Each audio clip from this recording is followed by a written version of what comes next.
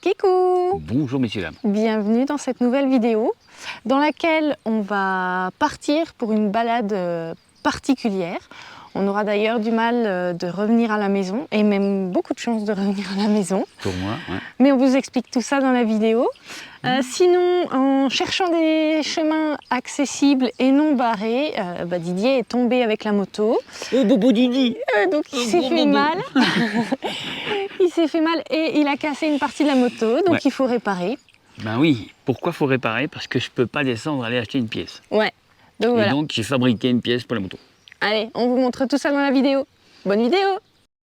Bienvenue dans l'aventure Voyage et Nouvelle Vie. Je suis Marilyn, voici mon mari Didier. Et oui, nous avons 22 ans d'écart. Mais vous savez quoi? Cela ne nous dérange absolument pas. Nous sommes heureux et c'est tout ce qui compte. Nous avons plaqué toute notre vie en France pour partir voyager nomades sur les routes de l'Amérique du Sud. Avant cela, nous avons aménagé un man-4 pour en faire une magnifique maison roulante. Et c'est ainsi que nous avons voyagé durant 3 ans à travers divers pays comme la Bolivie, le Pérou, le Chili, l'Équateur, l'Argentine ou bien la Colombie. Je vous laisse imaginer la quantité de souvenirs inoubliables que nous avons accumulés durant ces 3 années de voyage nomade. Et voici notre fidèle compagnon de route. Il nous a suivis partout où nous sommes allés. Comme nous avons adoré l'Équateur, nous avons décidé d'y construire un petit nid douillet. Nous avons ainsi acheté une maison avec un terrain d'1 hectare. Le voyage est-il terminé? Non. Nous allons aménager notre propriété équatorienne et ensuite nous aménagerons certainement un autre véhicule pour repartir sur les routes de l'Amérique ou bien ailleurs. Car voyager, c'est la liberté! Alors un peu partout en Équateur, il n'y a plus de barrages, il n'y a plus de manifestations, il n'y a quasiment plus rien. Sauf en fait sur le secteur de Otavalo, il y a encore pas mal de barrages et de manifestations. Normalement ça va s'arrêter tout doucement, mais ça perdure encore un peu quand même. Donc en fait ce qui se passe, c'est qu'il y a un couple de voyageurs français qui sont bloqués à Otavalo depuis le début justement du paro, enfin de la manifestation.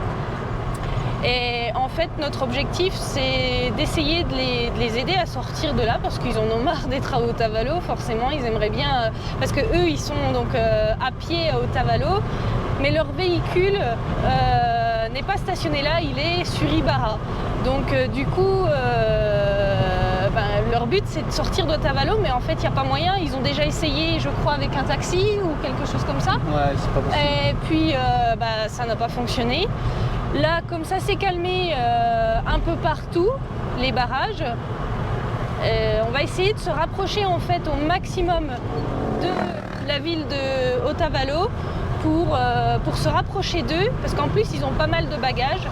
Et donc si on arrive à se rapprocher d'eux et à récupérer leurs bagages et à les récupérer eux, ensuite on pourra les ramener plus facilement, quoi. Donc voilà, c'est la mission du jour là pour l'instant. Normalement aujourd'hui on va faire plutôt un repérage. On va voir jusqu'où on peut aller au plus près. Et puis ensuite, demain, si c'est possible, demain on ira carrément les chercher. T'as mis des points?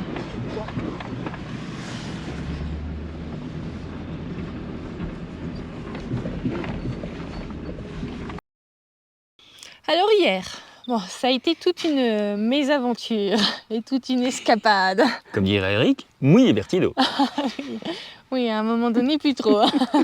Alors en fait, nous, donc, comme vous l'avez expliqué, on prenait les petites routes pour essayer de rejoindre la ville d'Otavalo. Nous n'avons pas réussi à rejoindre Otavalo parce que nous avons rencontré des barrages. À peu près combien de kilomètres? 20 kilomètres? Ouais, non, un peu moins. Un peu moins. Après, on aurait pu insister, on aurait pu passer, on aurait pu arriver le plus près possible de Otavalo. Mais les personnes nous ont dit non demain matin, parce que pas ce soir. Oui. Donc on n'a pas pris plus de risques, on a fait demi-tour, on est rentré. Puis en plus, je suis même pas sûre qu'on aurait pu revenir facilement. Donc parce que... Il n'y avait personne dimanche soir, ils ont fait la fête tout le dimanche. C'était le moment idéal pour moi. Enfin, c'était un bon moment, mais du coup, ça l'a pas fait. Mais. Donc voilà, alors on a fait demi-tour, on rentrait à la maison, et en rentrant à la maison, qu'est-ce qui se passe? Eh ben, en Hein? fait, Barras. sur, sur un croisement qui mène chez nous, un nouveau barrage venait à l'instant de se former. Ouais. On les voyait mettre les arbres au milieu de la route. Je pense qu'on serait arrivé 10 minutes plus tôt. Il y avait moyen de passer. C'était prévu pour lundi matin. Enfin, il y avait une idée, parce que bon, ils ont signé un accord comme quoi il fallait refaire des barreaux, enfin des barrages. Et résultat, c'était un petit peu avant. Donc là, ils ont passé toute la nuit sur le barrage. Ouais. Alors, pareil, demi-tour, on s'est dit on va prendre un autre chemin. Alors, on a fait énormément de kilomètres. En gros, tout un cercle autour de chez nous pour essayer de trouver un itinéraire qui nous permette de rejoindre la maison. Et barré aussi. Mais en fait, on est passé par Atuntaki et tout ça barré. Après, nous sommes revenus au barrage initial.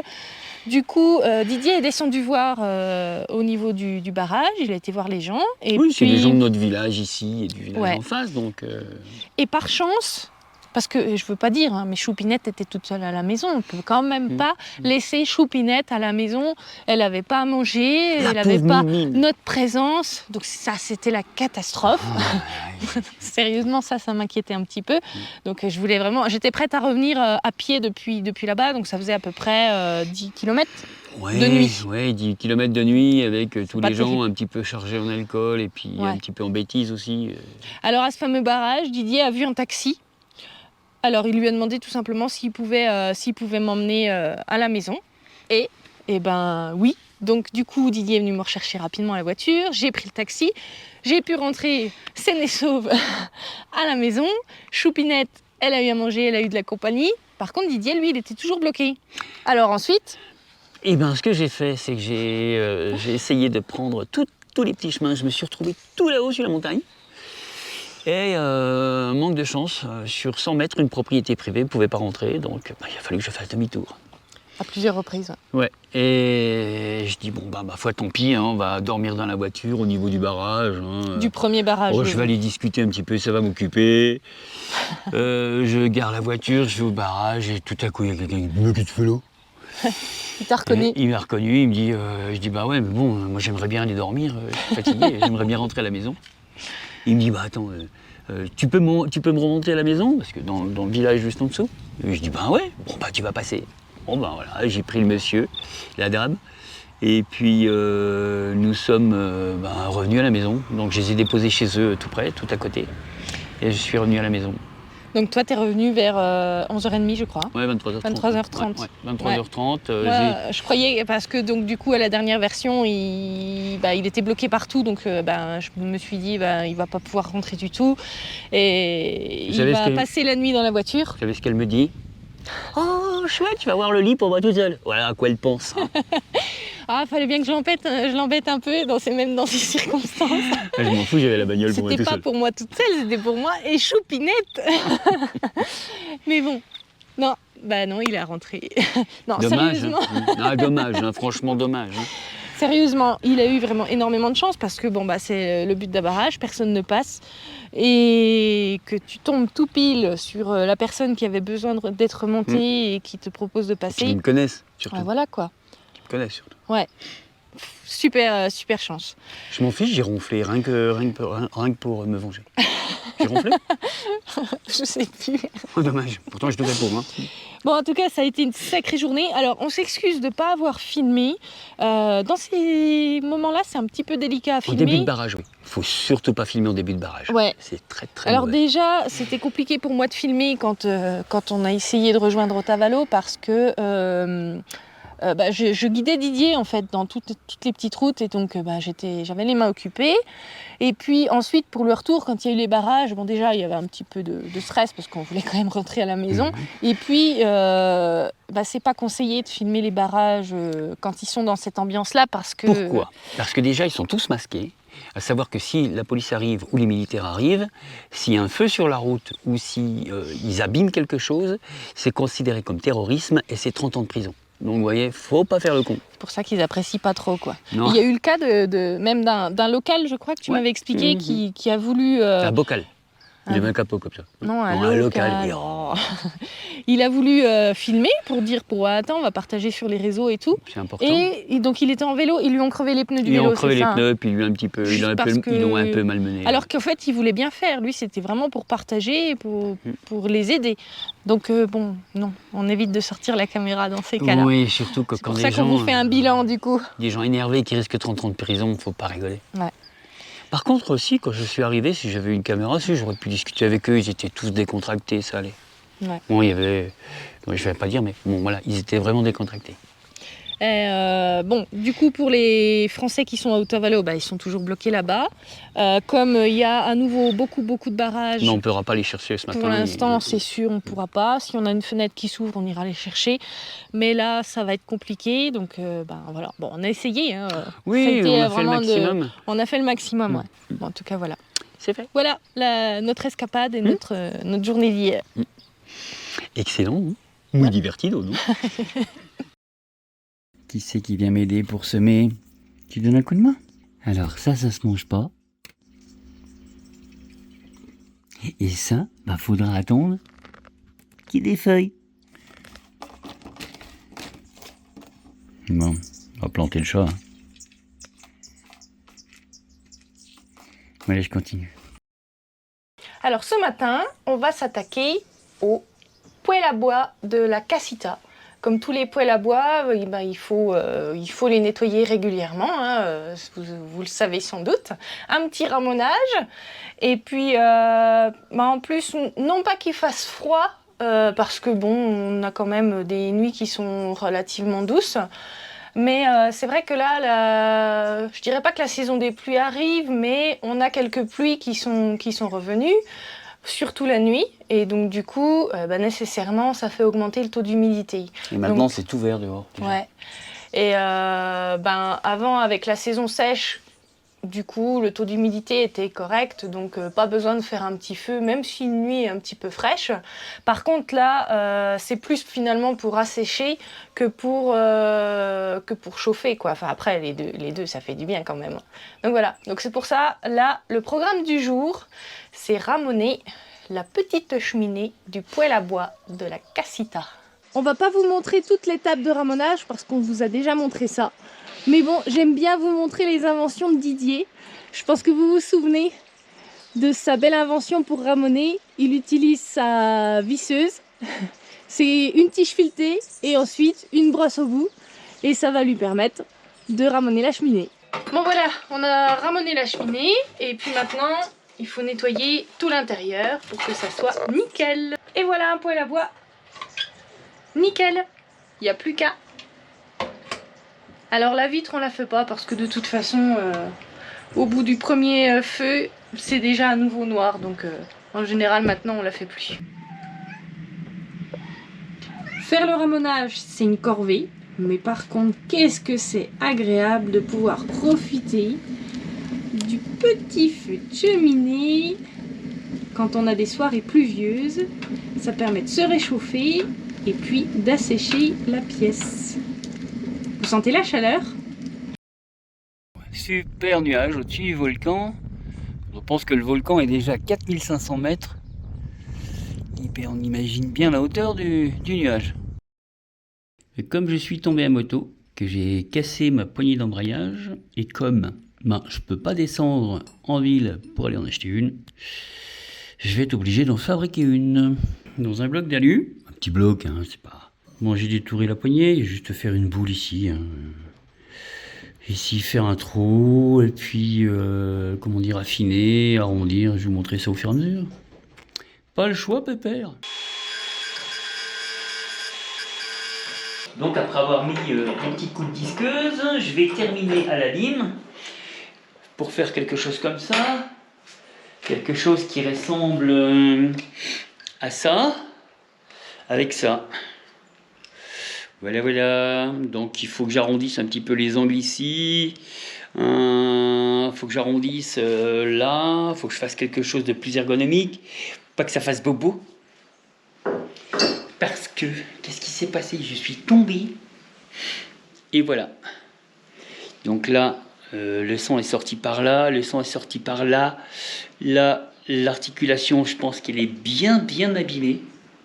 Aïe, aïe, aïe. Mais c'est pas grave, ça repousse. Il paraît. Le principal, c'est que je refasse quelque chose de plus joli. Donc je vous montre après, je vais prendre la disqueuse avec un disque, pour faire quelque chose de plus agréable et qui ressemble un petit peu plus à ça. Donc voilà. Je vais peut-être garder un petit peu d'épaisseur pour que ça soit un peu plus solide. Je fais une petite boule. Voilà. Donc je fais un trou. Là, c'est correct. Normalement, allez, suivez-moi. Voilà. Donc il faut que... Ah, ça va nickel, dit. Tu vois? Voilà. Donc je vais faire un trou ici. Ça, je vais faire un trou par là pour rentrer le bidule là, mettre là-dedans. Et après, quick, quick. Quick, quick. Mais oui, ça fait le bruit. Quick, quick. Quick. Ça marchera bien. Sur quelque chose d'un peu brut de fonderie. Parce qu'on l'a découpé, je vais essayer de faire quelque chose de lisse pour pas que ça fasse bobo didi. C'est pas assez serré. Allez, on y va.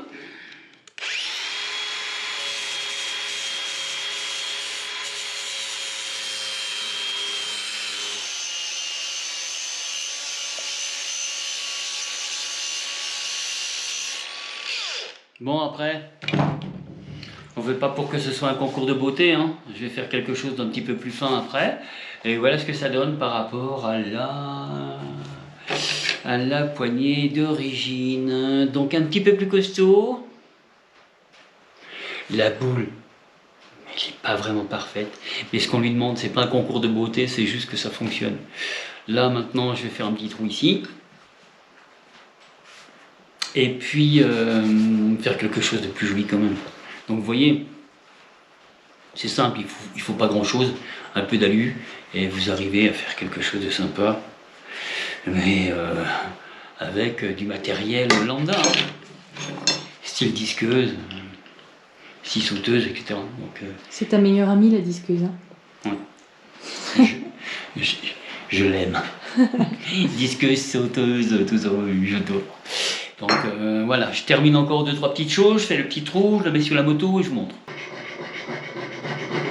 Bon, après avoir dégrossi avec la disqueuse, une petite lime pour faire un travail plus fin. Et ensuite, bon, j'ai pas fini à la lime, hein, et ensuite quelque chose de plus souple, hein, de plus arrondi. Je vous montrerai l'aspect final tout à l'heure. Maintenant qu'on a fait le trou pour que ça tienne à l'intérieur là. Maintenant on va faire le trou qui va là-dedans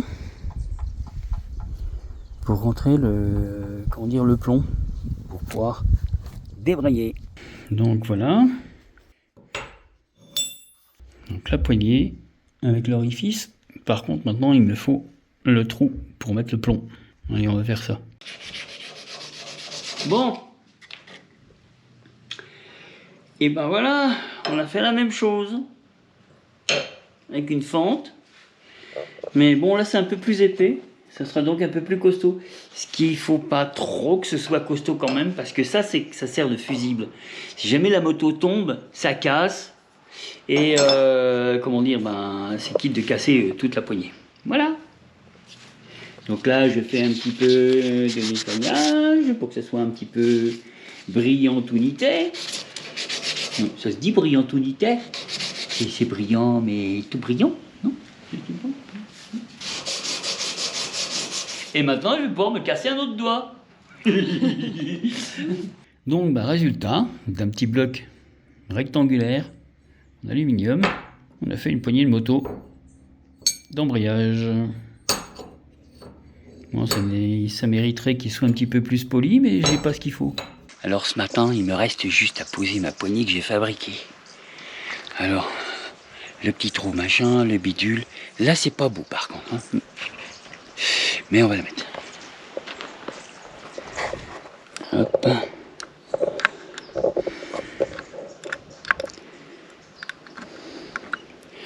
Voilà. Passer l'intérieur. Hop. Voilà. Waouh. Petite vis.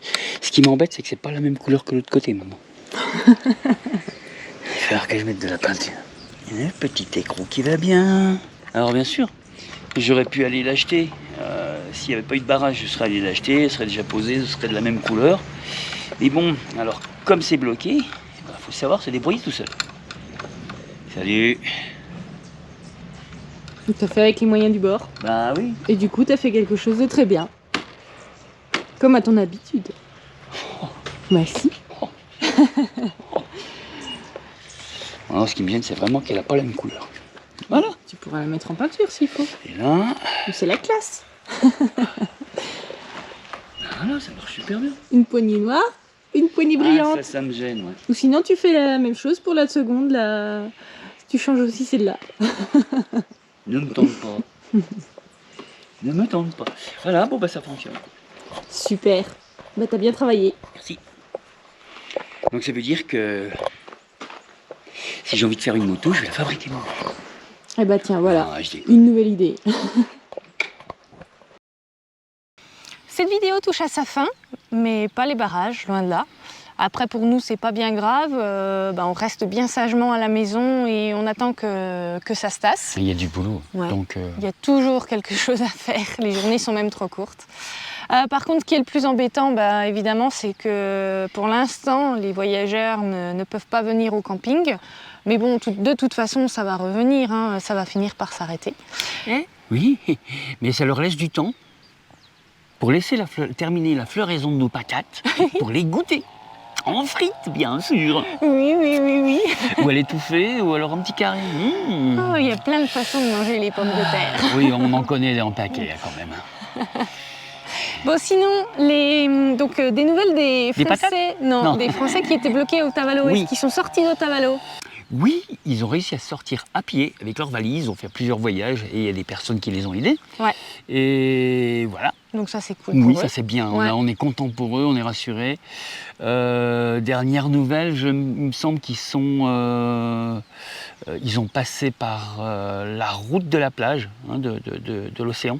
Ah oui? Oui, ça c'est libre. Donc tu peux aller de Colombie, tu passes avant Ibarra, tu prends la route de la plage, direction Esmeralda. Esmeralda. C'est tout ce qu'a fait Eric dans Oui, la dernière vidéo, mm. on vous avait montré, et cette route-là a été maintenue plutôt libre. Donc y a Ouais, pas de et tu souci. peux remonter sur Quito ou tu peux continuer sur Guayaquil.